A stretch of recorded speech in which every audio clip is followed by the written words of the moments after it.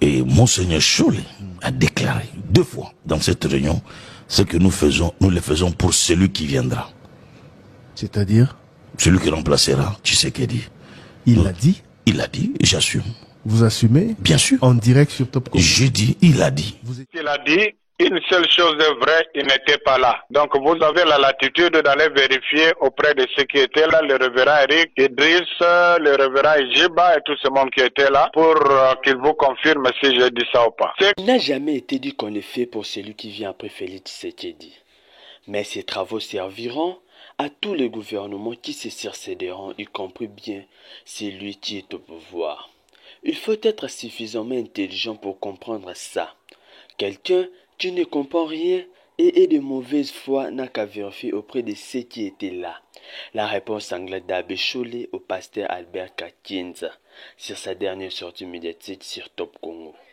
J'étais très surpris, mais je me dis, c'est compréhensible. Dans tout ce qu'il a dit, une seule chose est vraie, il n'était pas là. Donc vous avez la latitude d'aller vérifier auprès de ceux qui étaient là, le révérend Eric, Idriss, le révérend Ijiba et tout ce monde qui était là, pour qu'ils vous confirment si je dis ça ou pas. Ce que je sais avoir dit en expliquant le pacte sur le résultat des travaux des scientifiques, c'est que le pacte qu'on aura eu et le consensus national qu'on aura eu servirait de socle à la refondation d'État, dont se serviraient tous les gouvernants qui viendraient jusqu'à, d'ailleurs si vous allez dans les guides, on dit jusqu'à 2060, l'année du centenaire de l'indépendance. Donc il n'a été jamais dit qu'on le fait pour celui qui vient après le Tshisekedi, mais ce sont les travaux qui serviront à tous les gouvernants qui se succéderont, y compris bien sûr celui qui est au pouvoir. Est-ce qu'il faut être suffisamment intelligent pour comprendre ça? Voilà pourquoi l'État doit vraiment veiller à ce que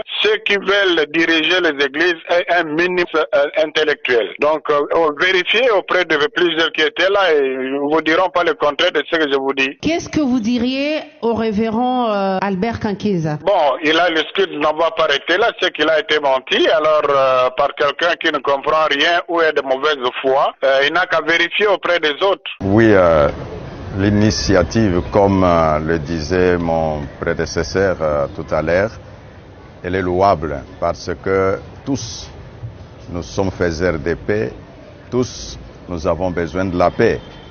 Parce que notre pays est dans la situation qu'est la sienne aujourd'hui, ça nécessite que des voix s'élèvent, que des intelligences se mettent ensemble et qu'au-delà qu'on cherche qu'est-ce qui est bon pour la République démocratique du Congo et pour le peuple congolais. Voilà.